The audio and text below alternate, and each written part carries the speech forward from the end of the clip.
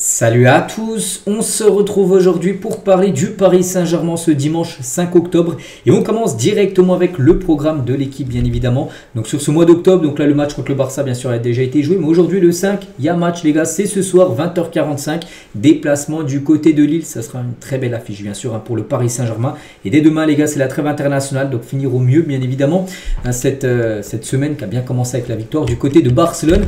Donc concernant ce match, quelques infos, donc tout d'abord l'état de forme des deux équipes, donc côté bien sûr lillois, donc eux restent sur une victoire, ils ont gagné comme l'AS Roma cette semaine en Europa League, c'est un très bon résultat obtenu pour eux. Ils avaient perdu contre Lyon la semaine dernière 1-0, donc voilà, sur leurs 5 derniers matchs il y a 3 victoires, 2 défaites, voilà. Et concernant le Paris Saint-Germain, sur les 5 derniers matchs 4 victoires, 1 défaite, la défaite avait été contre l'Olympique de Marseille, mais sinon le PSG reste sur 2 victoires, une à Barcelone et une contre la Auxerre.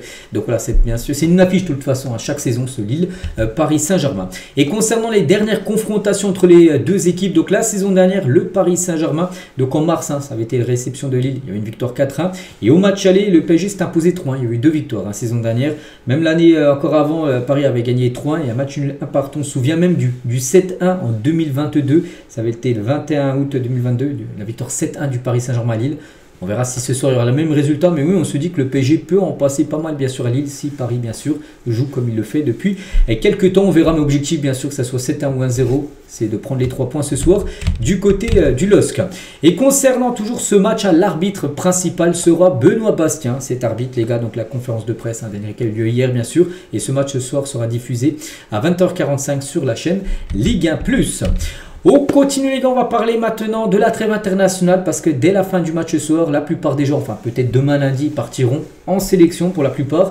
Et à noter, le groupe de l'Espagne, on vient de le voir, et Fabien Ruiz n'est pas convoqué avec l'Espagne. C'est plutôt bien sûr une bonne nouvelle. Le sélectionneur espagnol laisse le milieu de terrain parisien au repos. Il avait déjà été mis au repos lors de la trêve du mois de septembre. De nouveau, là il sera mis au repos. Tant mieux, comme ça il pourra souffler du côté de Paris. Fabien Ruiz. On continue les gars avec une grosse info. Voici à quoi devrait ressembler le 4e maillot du Paris Saint-Germain cette saison. N'oubliez pas que celui de la saison dernière, souvenez-vous, c'est le maillot bleu qui était tout le temps rupture de stock, qui apporte un peu chance à l'équipe parisienne. Ça a été un carton la saison dernière, le 4e maillot. Donc pour cette saison, le 4e maillot devrait être comme ça, un maillot de couleur noire. Donc il devrait sortir dès décembre 2025, donc là d'ici quelques semaines. Donc voilà, noir, Qatar Airways, bien sûr, une ligne jaune dorée en plein milieu. Voilà. Qu'est-ce que vous en pensez? Un col un peu aussi spécifique bien sûr, donc c'est une révélation de la source parisienne, plus d'une semaine. Donc pour lui, celui qui a écrit ça, il a dit c'est le plus beau maillot du PSG de la saison, un gris, c'est même pas un maillot noir, c'est un maillot plutôt gris foncé, voilà, avec une ligne verticale rose, voilà. Pour moi je partais plutôt sur du jaune. Bon bref, le maillot est incroyable, voilà. C'est pas encore officiel, mais devrait ressembler à ça, ce 4e maillot du Paris Saint-Germain. Et concernant aussi le maillot d'entraînement qui accompagnera du coup le 4e maillot, c'est le même maillot, juste les couleurs qui sont inversées. Voilà, ce 4e maillot, cette fois-ci version entraînement, qui sera utilisé lors des entraînements là très prochainement.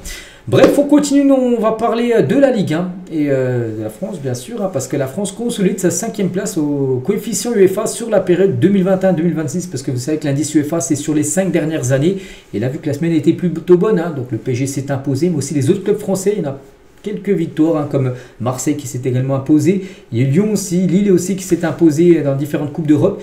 Et voilà, pour les points, c'est pas mal. N'oubliez pas que l'année dernière, en début de saison dernière, les Pays-Bas avaient 2000 points d'avance sur la France. Et regardez maintenant, la France a 8000 points d'avance sur les Pays-Bas. L'objectif, bien sûr, pour la France et la Ligue 1 serait d'accrocher la 4e place, le top 4. Ce serait magnifique, mais bon, on peut voir qu'il y a quand même 7000 points d'écart. Ça va être compliqué de revenir sur les clubs allemands, mais c'est bien déjà de mettre une grande distance par rapport au club néerlandais. On va parler de Gonzalo Ramos qui réagit par rapport à son début de saison. Il a dit si tu regardes les statistiques de Kylian Mbappé et de Harry Kane, c'est moyen, mais je trouve que ce n'est pas mal ces stats. Donc il a marqué 3 buts pour l'instant lui. Donc dans Ligue des Champions, donc pour un attaquant c'est toujours important de marquer. Bon, c'est vrai que si tu compares avec par exemple Harry Kane qui a déjà plus de 18 buts marqués, donc lui qui est à 3 buts, donc tu te dis oui c'est plutôt moyen, mais lui voilà, relativise en disant que voilà, c'est pas mal parce qu'il a marqué quand même 2 buts en LDC cette saison. Et c'est que bon, après, il faut pas oublier que c'est pas non plus un titulaire, hein, c'est plutôt un remplaçant. Et comparatif hein, sur Gonzalo Ramos depuis son arrivée au PSG à l'été 2023. En tant que titulaire, il a joué 3170 minutes, donc en tout 19 buts, donc un but toutes les 167 minutes de jeu à peu près. Et en tant que remplaçant, les gars, c'est 972 minutes, mais 17 buts, 2 buts de moins. Mais regardez, hein, les nombres de minutes là, 3100 et là seulement 972. Donc un but toutes les 57 minutes quand il commence sur le banc, il rentre en cours de jeu. Et un but toutes les 167 minutes quand il est titulaire. Donc en gros là, c'est édifiant, c'est là que tu te dis tout simplement qu'il doit être sur le banc et c'est un genre parfait pour faire rentrer en seconde partie de match à l'heure de jeu, à la 70e, voilà tout ça. Regardez la preuve à l'heure du dernier match contre le Barça, il marque le but du 2-1 à la 90e. Et meilleur buteur remplaçant de l'histoire du PSG, Gonzalo Ramos est également le roi d'Europe dans ce domaine. Donc depuis la saison 2023-2024, donc Ramos inscrit 17 buts, donc c'est mieux que Sorloth, Stuani ou même Ferran Torres, des joueurs également qui ont commencé remplaçants qui sont rentrés en cours de jeu pour le nombre de buts marqués. Mais c'est bien Gonzalo Ramos le numéro 1 dans ce domaine-là. On continue les gars, on va parler du Paris Saint-Germain bien sûr toujours, mais ils ont refusé Magnès Saklouche et Rodrigo Moura pour Maïlu. Lors du dernier mercato, il y avait des rumeurs, hein, il y a toujours eu des rumeurs concernant les joueurs Moura et Magnès Saklouche, mais en gros non. Pourquoi? Parce que tu as déjà Maïlu et ce serait freiner la progression de Maïlu, bien sûr, de faire venir ces deux joueurs-là. Le club a préféré laisser de la place aux jeunes parisiens. Comme, concernant Saklouche, le transfert aurait pu se faire qu'en cas de départ d'un offensif. Hein. Bon, après, on peut voir en attaque, il n'y a personne qui est parti. Du coup, il est resté. Après, c'est que si un attaquant serait parti, ça n'aurait pas freiné Maïlu, il aurait fallu le remplacer, du coup il n'y a personne qui est parti, du coup il n'est pas venu, mais voilà, en gros aussi c'est aussi parce que Maïlu les gars c'est pas pour freiner. Regardez, il a joué le dernier match, il a été titulaire, il a en plus marqué contre le FC Barcelone. Et concernant ces tout nouveaux jeunes joueurs hein, du côté du PSG, donc la nouvelle génération demande plus d'explications, de consignes, de communication que celle d'avant. Luis Enrique passe du temps à marteler ses messages auprès des Titi en gommant tout superflu dans les paroles pour la clarté du propos, même sans beaucoup d'entraînement en commun.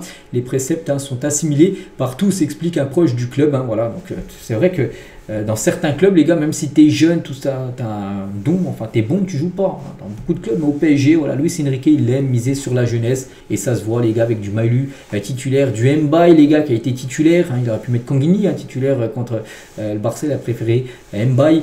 Voilà, tous ces jeunes joueurs-là. Donc voilà, c'est bien sûr pour les jeunes du PSG. Hein.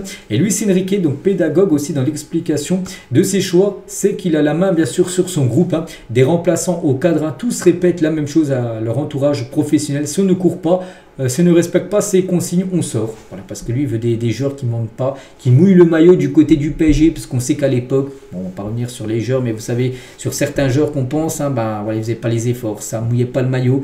S'en fichait peut-être un peu du PSG, de jouer au PSG hein, pour certains joueurs dans le passé. Donc maintenant, si tu ne respectes pas les consignes de Luis Enrique, peu importe le nom que tu as dans le dos, peu importe le joueur que tu es, et ben tu vas sur le banc. Même si par exemple Dembélé, imagine il revient là, il ne veut plus courir, enfin il joue mais il ne fait plus du tout les efforts, même si c'est le meilleur joueur du monde parce qu'il vient de gagner le ballon d'or. Et ben, il ira sur le banc. Voilà, c'est ça qu'il faut, un coach comme ça qui gère tout simplement son groupe. Hein. Et toujours, tiens, avec Luis Enrique, hein, tout ce qu'il a pu changer à Paris, c'est aussi certain qu'il entre dans la tête de ses joueurs, explique l'entourage de Luis Enrique. Donc à la mi-temps contre Barcelone, hein, il y avait un partout. Et dans le calme, hein, il a répété, on joue notre jeu, on va trouver des espaces, c'est sûr, on va y arriver. Il est à la fois très très fort, hein, le meilleur entraîneur du monde. Hein, et il possède des joueurs très intelligents qui répètent ce qu'il dit parce qu'ils sont convaincus qu'il a raison, tout simplement. Voilà.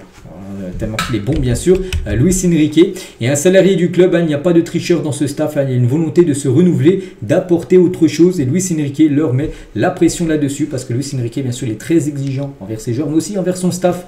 On peut voir son adjoint Raphaël Paul qui est son bras droit, mais il a aussi, je crois, il a un staff de 8 personnes, hein, bien sûr, Luis Enrique. Donc tout le monde est aussi à son, enfin au top, bien évidemment, voilà, parce que faut que tout le monde aille dans le même sens et ça se voit actuellement, bien sûr, avec les performances, bien sûr, de Paris. Et on finit aujourd'hui juste avec Lucas Chevalier, hein, parce que déjà ce soir, tiens, pour lui, retour à Lille hein, ce soir, ancien gardien, bien sûr, du LOSC. Hein, mais tout n'est pas parfait non plus dans les débuts de Lucas Chevalier. Il doit notamment trouver ses marques hein, avec son nouvel entraîneur de gardien, Borjas Alvarez, hein, l'entraîneur des gardiens du PSG. Hein. Bon, mais Chevalier est perçu comme l'une des solutions pour renouveler, bien sûr, le jeu parisien, parce qu'il a été recruté par rapport... déjà, compétences de gardien et aussi par rapport à son jeu de pied qui est meilleur, enfin normalement que celle de Donnarumma. Dans le passant, c'est un gardien parisien. Donc voilà les gars ce qu'il y a à dire aujourd'hui. J'espère que ça vous a plu. Donc nous on se retrouve bien sûr demain. Demain on fera le débrief bien sûr de la rencontre de ce soir. Allez, moi je vous laisse, je vous souhaite un très bon dimanche et à demain.